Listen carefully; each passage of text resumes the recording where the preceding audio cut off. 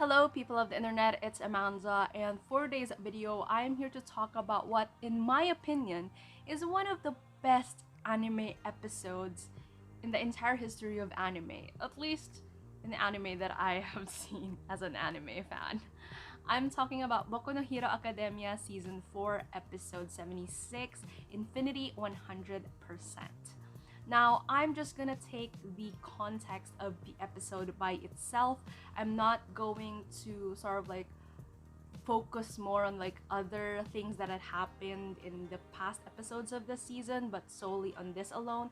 I would probably reference some that has happened prior to it, but I want to focus mainly on the themes that were presented in the episode by itself. The reason why I'm saying this is because in season 4, we have seen a lot of heroes really put themselves out there, especially when it comes to Night Eye, Sun Eater, Red Riot, and definitely Mirio or Remirion in this season in the mission of saving Eri-chan. For the intents and purposes of this video, I want to focus on the character of Midoriya and everything else that had happened in episode 76. Now, with that said, of course, there are going to be spoilers because I'm gonna be just fawning and fangirling over this episode. So if you haven't seen the episode yet, then you can click off. But if you're ready to talk about this, we're gonna do it.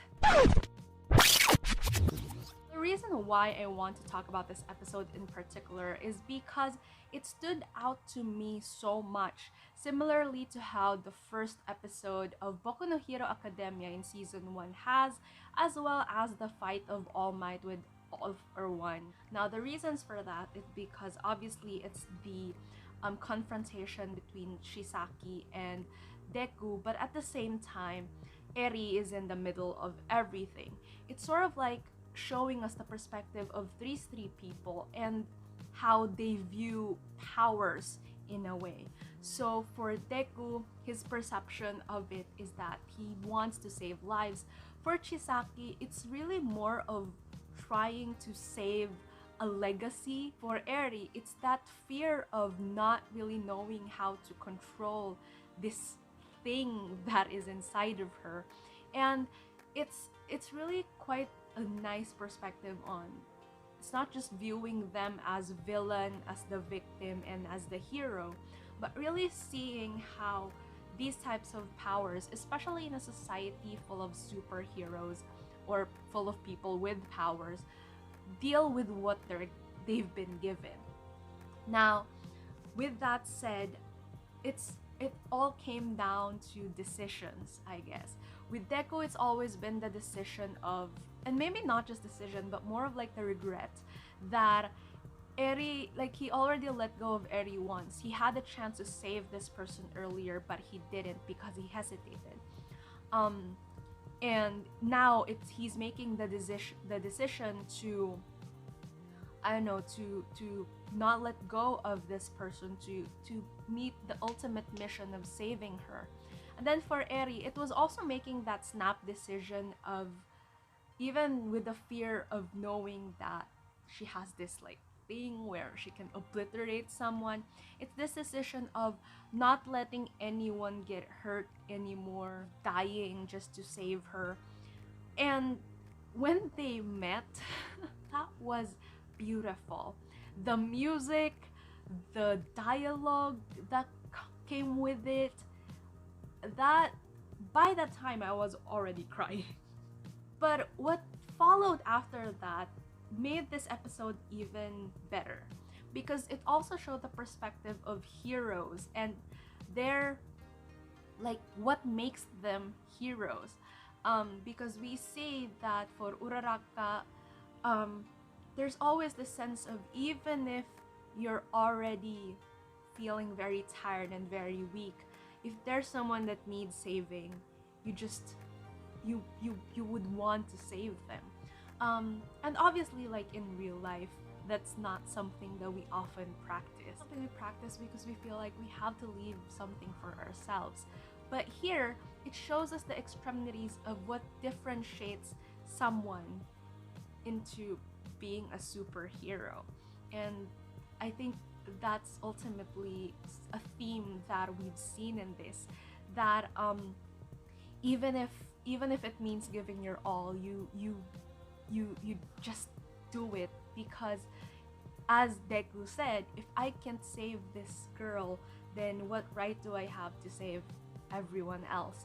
And I also love the contrast where Chisaki was saying that Eri's power or Eri's quirk was a curse, and Midoriya replied that her quirk is a blessing. I'm not sure if my understanding was right in terms, but that was how it was translated in the captions that I've watched.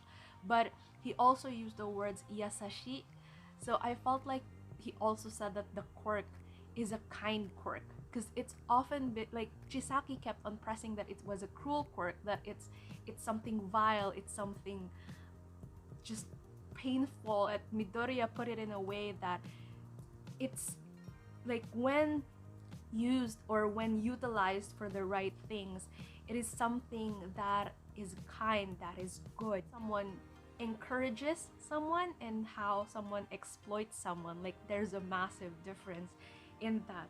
And it's more of like ultimately pushing yourself more than 100%. I love the title Infinity 100% because it should have been